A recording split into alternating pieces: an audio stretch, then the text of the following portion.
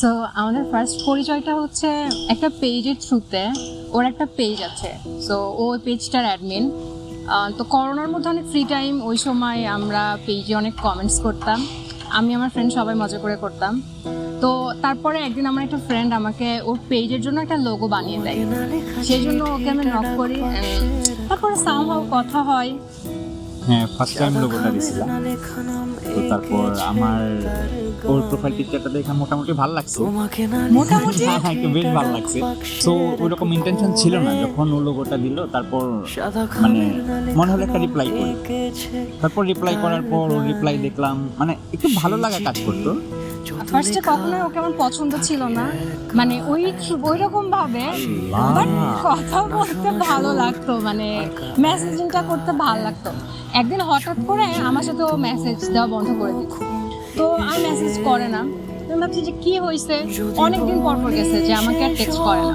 Basically আমি যখন ওর friend request পাঠাইলাম, মানে যখন মানে ফেসবুকে একটা ফ্রেন্ডশিপ হইলো, তারপর ওর আইডিটা দেখে আমার মনে হয়েছে যে লাইক মানে ওর সাথে আমার যাচ্ছে না, বা মানে সামথিং ইজ নট ম্যাচেবল, বা কিছু একটা বেটে বলে মিলতেছে না, মানে ওর আইডিটা একটু এঙ্গেজ।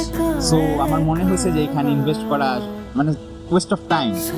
তো এই জন্যই আমি ভাবলাম যে একটু ইগনোর করি, দরকার নাই, লিভ। কিভাবে জানি আবার কথা স্টার্ট হয়। আর ওকে আমি মজা করে একদিন বলছিলাম যে এরকম আমার সাথে আপনি কথা বলা বন্ধ করে দিচ্ছেন ভাইয়া, তো একদিন আপনার লাইফে আমি অনেক এক্সিস্টেন্স ক্রিয়েট করে চলে যাব, তো তখন আপনি আমাকে অনেক মিস করবেন। তো তো আজকে সেই এক্সিস্টেন্সের দিন চলে আসছে, এখন আমার পুরোটা জুড়াই ও।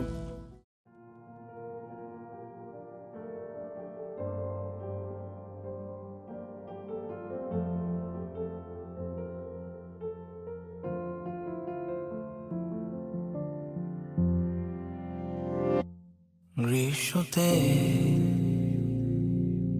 ছায়ার মতো শীতল চোখ তোমার,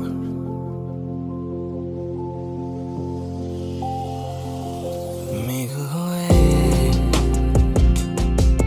ঢেকেছে যত রোদ জানালা,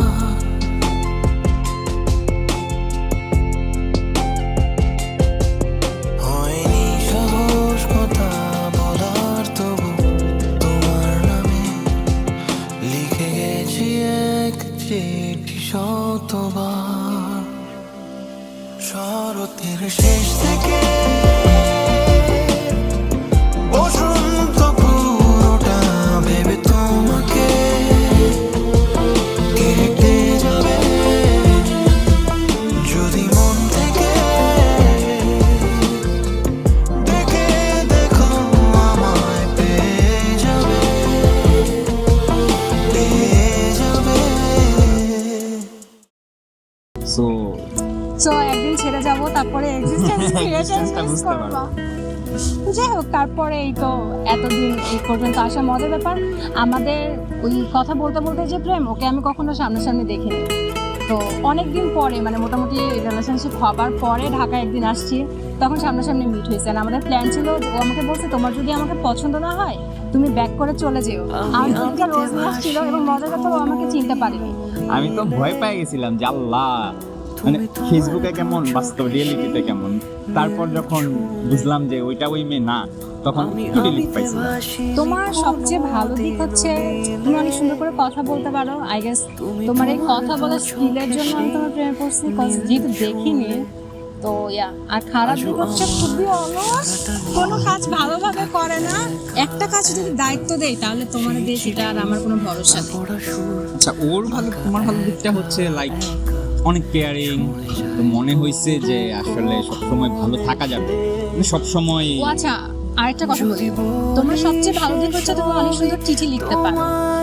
আমাদের রিলেশনশিপের টাইমে যতবারই আমাদের মধ্যে ঝগড়া হয়েছে, তুমি আমাকে এত সুন্দর সুন্দর চিঠি লিখছো, এটা একটা অনেক বড় কারণ যে আমাদের ব্রেকআপ হয়নি কখনো। তো এমন অনেক টাইম গেছে যে আমরা দুদিন তিন দিন কথা বলি নাই, অনেক কিছু করি নাই। সো ভাবছি যে it's finally over, but still আমরা ওভারকাম করছি এন্ড আবার কথা বলছি। এটা হয়তো চিঠিগুলো কি তুমি নিজে লিখছিলা নাকি কোথাও থেকে লাইন টাইন শুরু করছো? অবশ্যই আমি লিখছি, বাট দ্য থিং ইজ মানে ওর কেয়ারিং বা আমার আমার কিছু ফিল হয়েছে যে ওর মাথায় আমি সবসময় ঘুরি, তো ওই জিনিসটা আমার আসলে দূরে থাকতে দেয় নাই, বা এই ব্রেকআপ টাইমটার পরেও আমরা আবার এক হতে পারছি। সো আশা করি এরকম ভাবে সারা জীবন চলতে থাকে।